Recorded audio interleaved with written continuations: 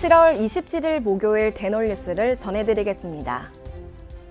한국고용정보원의 전망에 따르면 2016년 기준 15,000명이었던 치과 의사는 2026년 19,000명, 2031년에는 2만 명까지 늘어나는 것으로 나타났습니다. 다만 증가율은 점차 둔화되는 것으로 예측된 가운데 치위 생산은 연평균 0.8%, 치기공사는 1.2% 증가하는 것으로 전망됐습니다.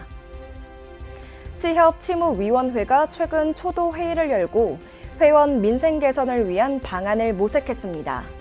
이날 치무위원회는 국가 구강검진 제도 개선과 치과 종사인력 구인난 해결을 위한 방안 등을 중점적으로 논의했습니다.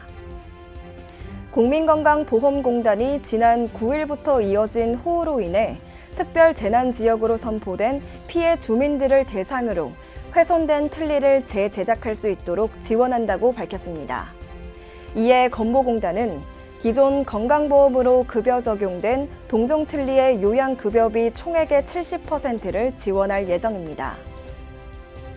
오송 지하차도에서 발생한 침수 참사로 고 김학규 원장이 희생된 가운데 치과계에서는 애도와 함께 유가족을 위한 움직임이 일고 있습니다.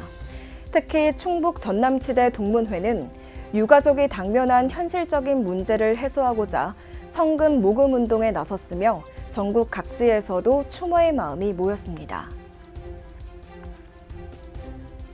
오스템 임플란트가 수재 의연금 1억 원을 기탁하고 양치키트 10,000세트를 지원해 눈길을 끌었습니다.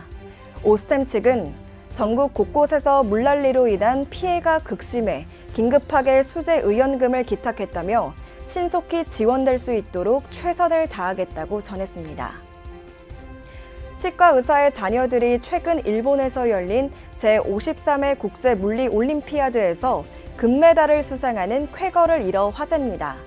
대표단에는 마포구의 노형길 회장의 자녀 노희현 군과 서상진 원장의 자녀 서규민 군, 홍주희 원장의 자녀 이현채 군 등 3명이 포함됐습니다. 보건복지부가 지난 21일 비대면 진료 시범사업 자문단 회의를 열었습니다. 취업과 의협 등이 참석한 이번 회의에서는 비대면 진료 시범 사업의 평가 계획 등을 논의했으며 현장 의견도 수렴했습니다.